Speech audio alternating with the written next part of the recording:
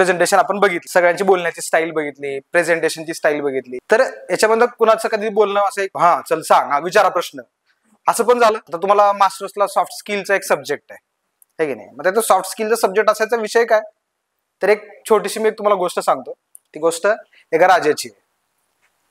तो एक राजा असतो आणि त्याला स्वप्नामध्ये ना त्याचे सगळे दात आहे ना 32 दात पडल्याचं स्वप्न पडतं त्याला. सारखं त्याचे म्हणजे नेहमी असं पडायचं, सारखं व्हायचं की दात पडतात त्याचे. मग तो एका ज्योतिषाला बोलवतो आणि त्याला विचारतो मला हे असं सारखं स्वप्न पडतंय, त्याचं काय रिझन काय असेल.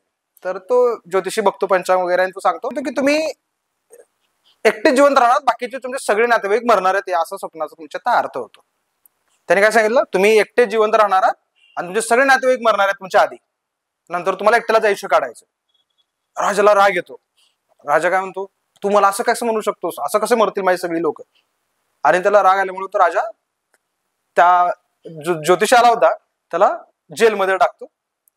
तो दुसऱ्या ज्योतिषाला बोलवतो. दुसरा ज्योतिषाला परत सांगतो की मला असं स्वप्न पडतं, त्याचा अर्थ काय.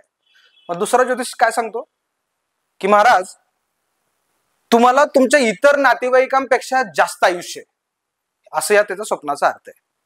राजा खुश होतो की मला बाकीच्या सगळ्यांपेक्षा जास्त आयुष्य आहे. याचं मिनिंग वेगळं आहे का, मिनिंग सेमच आहे.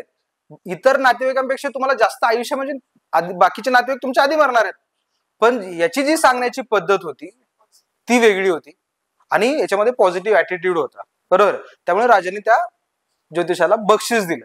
पद्धत तीच आहे, सांगायचं तेच आहे दोघांनाही, पण सांगण्याची पद्धत इम्पॉर्टंट आहे. आणि ती पद्धत तुम्हाला तुमच्या सॉफ्ट स्किलच्या या सब्जेक्ट मधनं जे काही तुम्ही मास्टर्सचा शिकाल किंवा आपण जे थिअरी सब्जेक्ट म्हणून घेतो ते थिअरी सब्जेक्ट हे थिअरी म्हणून न घेता त्याच्यातनं खूप सगळ्या गोष्टी तुम्हाला शिकण्यासारख्या असतात.